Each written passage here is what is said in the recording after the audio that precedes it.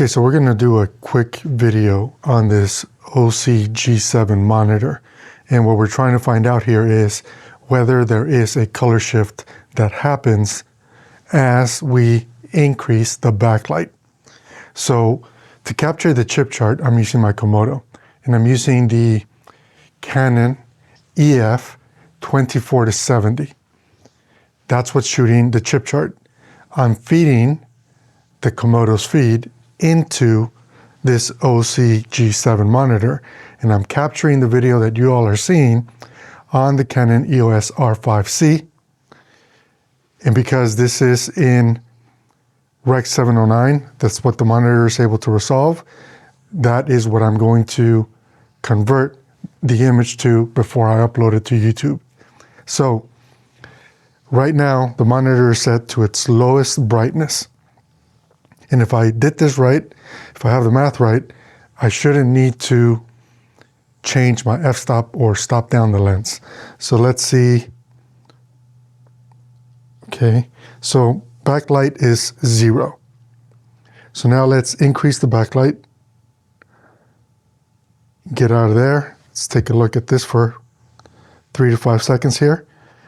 And what we're looking for again are shifts in color, not luminosity, because as the brightness gets brighter, it's going to change the exposure that's going into the camera. So let's just see if there is in fact any kind of color shift. So now let's move on to number 2, or 2 in brightness rather. And that's now 2. And again, I'm seeing more light on the monitor, but I'm not seeing a shift in my primaries or my grays going into some other direction. And of course, this is early on in the test. So let's speed this up and go to number 3. And now we're looking at number 3. And again, I don't see a shift. I'm looking at the blue, the red, and the green, and they're staying fairly, well, they look the same other than a little brighter. Again, because the backlight is getting brighter. Now let's go to number 4. So this is number 4, and again, to my eye, blue, red, and green still look true.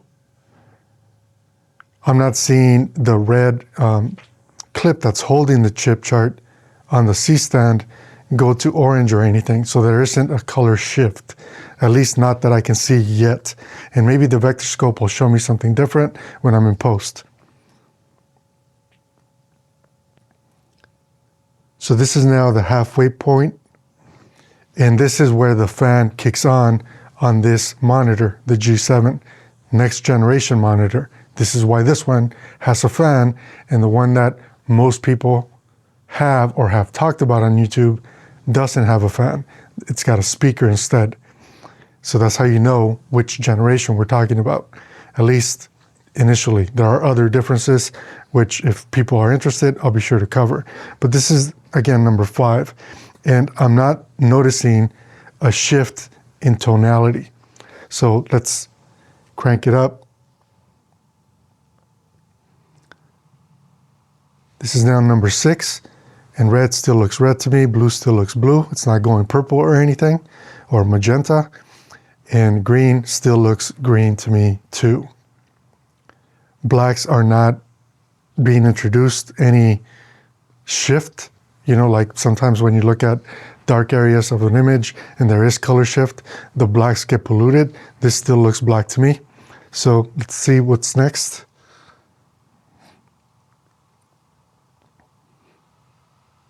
So this is now 7. So this is now 7. There are only 10 settings, so we're almost all the way to its maximum brightness. And from what I can tell, again, I don't see a color shift. Blue still looks blue to me. Red and green are still true. So let's crank it up.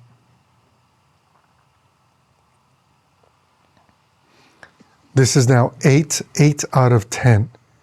And again, I don't see a color shift.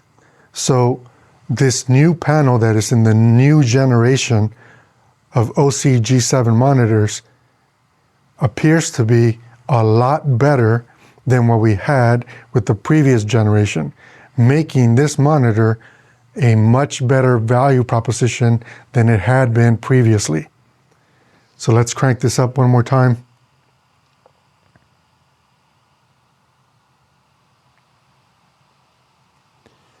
This is now 9 out of 10. And again, red is still red, green is still green. The yellows continue to look yellow to me. I can see the different yellow values between these two. So it still is looking pretty good to me. The blue is the one that I expected would go south quickly, and that's because Canon cameras have a thing with the blue channel that typically affects the blue really, really fast. So let's crank it up one more time.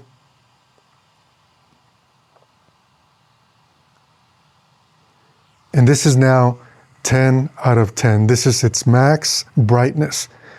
And like I mentioned earlier, I'm still seeing red in red. I still see yellow as yellow and the different variations of yellow. The blacks aren't polluted, the grays aren't polluted.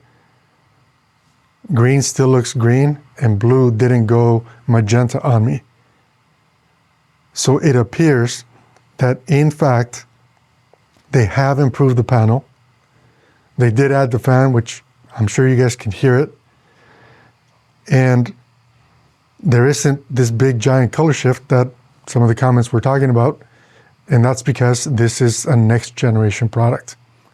Hopefully this is helpful. If you guys enjoy the video, be sure to give it a thumbs up. If you're not already following the channel and you want to support the channel, please make sure you follow. Until next time, I'm Carlos, and I will catch up with you guys in the comments. And if you have any other questions or you want me to cover something else regarding the G7, please let me know, and I'll be sure to do that. Until next time, take care. For now, I'm going to go back to the way I normally shoot, which is between 3 and 4, depending on my scene. There we go. Peace.